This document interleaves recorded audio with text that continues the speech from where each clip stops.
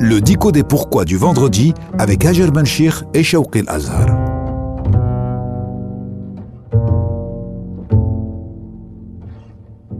Shawqi El-Azhar, docteur en théologie, bonjour. Bonjour Hajer. Pourquoi en termes d'héritage, la femme ne prend-elle pas la même part que l'homme, surtout que de nos jours, la femme est indépendante financièrement et la majorité participe à la charge financière de la famille?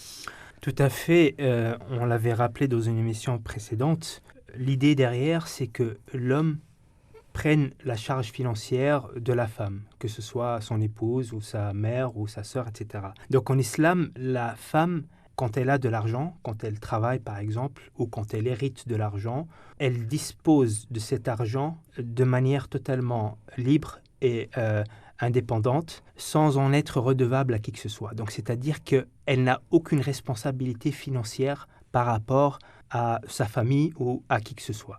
Ça, c'est d'après les préceptes de l'islam.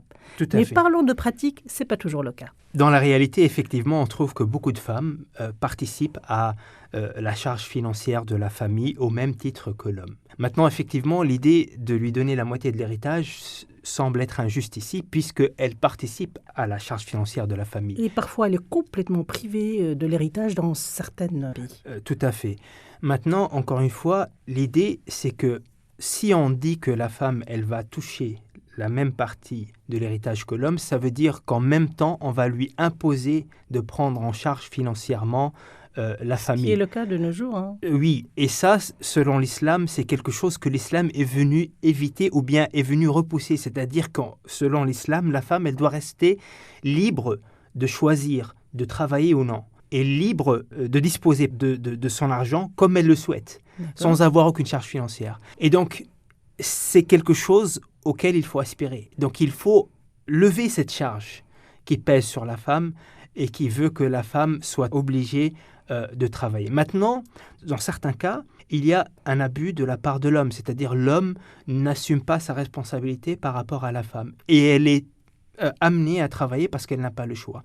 Dans ce cas-là, effectivement, on trouve qu'il y a une différence en islam entre la théorie et la pratique. Et c'est toujours le cas. Ce qui s'appelle l'ijtihad, donc c'est un travail d'interprétation des textes, l'interprétation du Coran, et un travail aussi d'application des préceptes de l'islam dans la réalité concrète. Cet ijtihad se divise en deux parties. La partie théorique, où il y a des principes des fois immuables, c'est-à-dire que c'est des principes qui continuent dans le temps, mais ces principes-là, dans l'application, il peut y avoir des dérogations, il peut y avoir des exceptions, parce qu'on voit que la réalité n'est pas toujours à l'image de ces idéaux qu'on retrouve dans le Coran. Donc on peut faire du cas par cas. Effectivement, c'est ce qu'on retrouve par exemple au Maroc. Il y a des femmes qui ont travaillé toute leur vie dans certaines campagnes et qui travaillent même très durement. Elles travaillent, elles labourent dans les champs, etc. Et les savants dans cette localité ont vu que les hommes n'assument pas leurs responsabilités et que les femmes sont laissées pour compte. Elles sont contraintes de travailler. Et qu'est-ce qu'ils ont dit, ces savants-là? Ils ont dit, dans ce cas-là, les femmes, on va leur donner la même part de l'héritage parce que dans ce cas précis, l'homme n'a pas assumé sa responsabilité et la femme a été contrainte de travailler. Et c'est injuste qu'après tout ce labour et que l'homme n'assume pas sa responsabilité, elle hérite la même part. Bien sûr, ici, c'est du cas par cas, c'est-à-dire que c'est des exceptions, car il y a des abus, il y a une responsabilité qui n'a pas été assumée par l'homme. La règle théorique, elle n'est pas pour autant modifiée, elle reste intacte, sauf que dans la réalité, il y a des dérogations parce qu'il y a des spécificités qui invitent à cette dérogation. Alors, quand est-ce qu'on applique le texte tel qu'il est et quand est-ce qu'on fait des études des cas par cas? À vrai dire, la majorité des femmes dans le monde sont indépendantes financièrement, donc on va faire du cas par cas. Justement, le problème, c'est qu'encore une fois, un des objectifs de l'islam, c'est de libérer la femme de cette contrainte-là, de lui donner le choix, c'est-à-dire qu'elle ne soit pas contrainte de travailler. Oui, mais les femmes souhaitent travailler. Oui, si elles ont fait le choix de travailler. Si elle le souhaite, elle peut travailler. Et si elle contribue à la charge financière de la famille, eh bien cette contribution compte comme une aumône, c'est-à-dire elle est récompensée pour cela, comme si elle donnait une aumône à un étranger, à un pauvre, etc.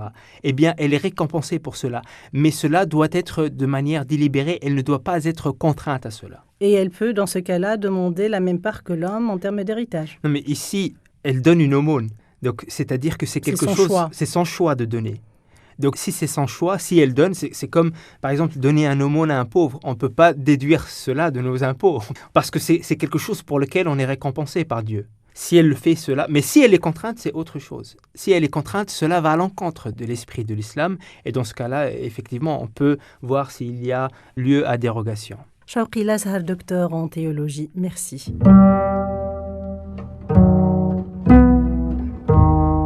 Pourquoi le musulman prie-t-il 5 fois par jour? Pourquoi la zakat est obligatoire? Pourquoi le musulman doit-il croire au destin? Pourquoi les ablutions avant la prière?